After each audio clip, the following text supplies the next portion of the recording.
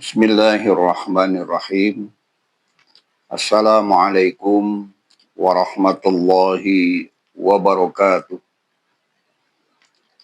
Innal hamdalillah nahmaduhu wa nasta'inuhu wa nastaghfiruh wa na'udzu billahi min syururi anfusina wa sayyiati a'malina. May yahdihillahu fala mudhillalah wa may yudlil fala hadiyalah.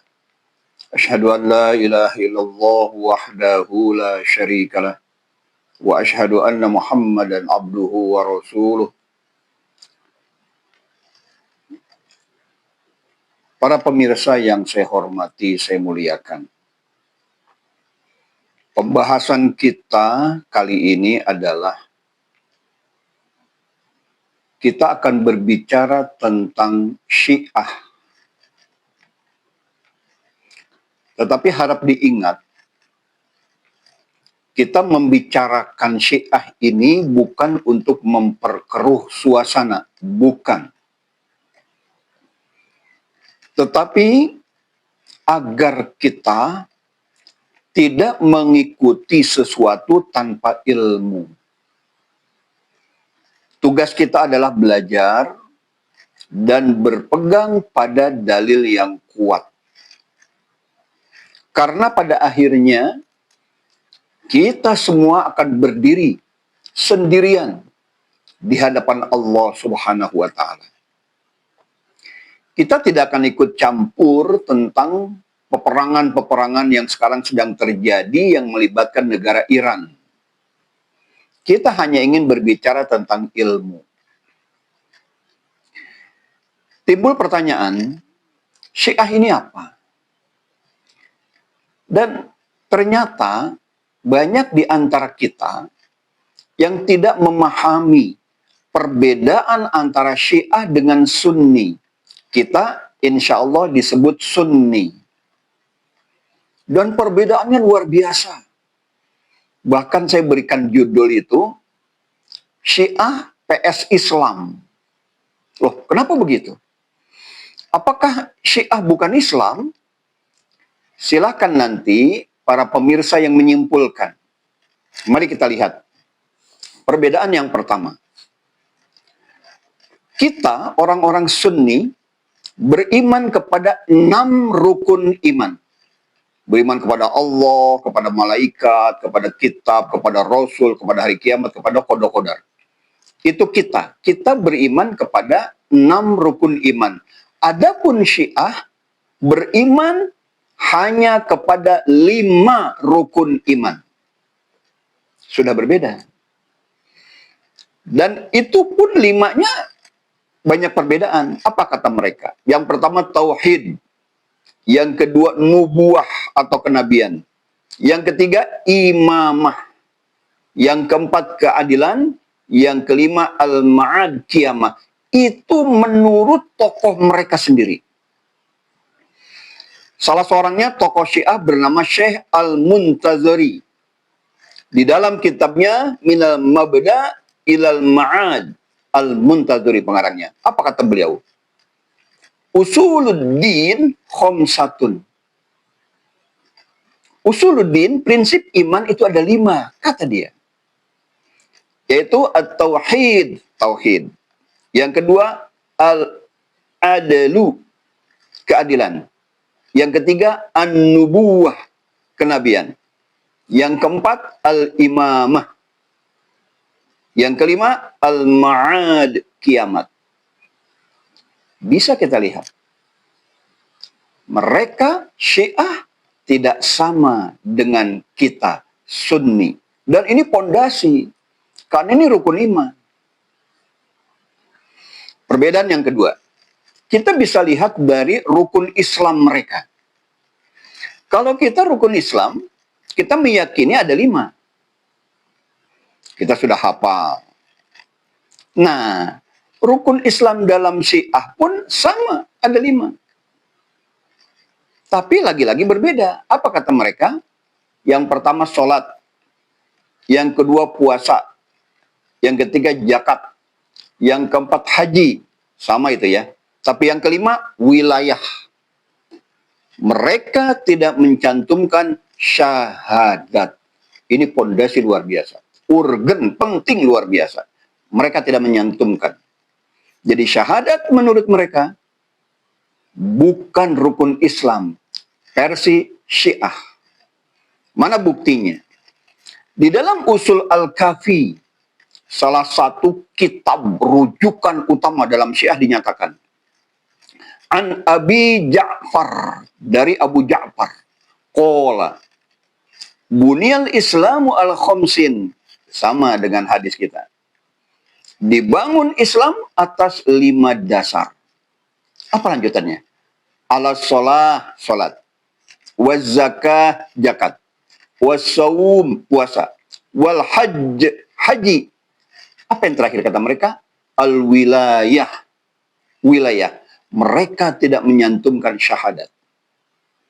Mereka berbeda dengan kita. Para hadirin, mereka pun sholatnya banyak berbeda dengan kita. Seperti mereka boleh sholat Jumat atau cukup sholat zuhur biasa. Padahal mereka mungkin sudah berbeda. Ada lagi, dikala mereka sholat, mereka rata-rata meletakkan sesuatu di tempat sujud. Apa itu? Tanah yang dipadatkan. Benda itu disebutnya turbah. Kadang disebut batu Karbala.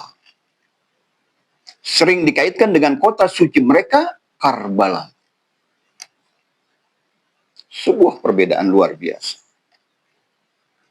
Dan ini dianut oleh negara Iran. Dalam azan, mereka menambahkan kalimat, Asyhadu anna aliyan waliyullah.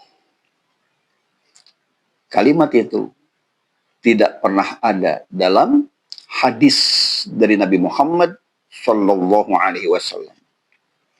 Dan mereka membolehkan sholat di jamak, zuhur dengan asar, maghrib dengan isya, walaupun mereka tidak sedang dalam safar, tidak sedang dalam perjalanan.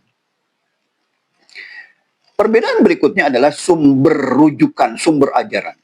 Kalau kita sudah jelas, kita memegang Al-Quranul Karim dan sunnah Nabi Muhammad Sallallahu Alaihi Wasallam tercantum dalam Kutubus Sittah dan seterusnya.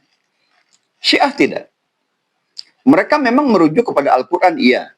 Tapi sesudah itu mereka berpegang kepada ajaran imam mereka.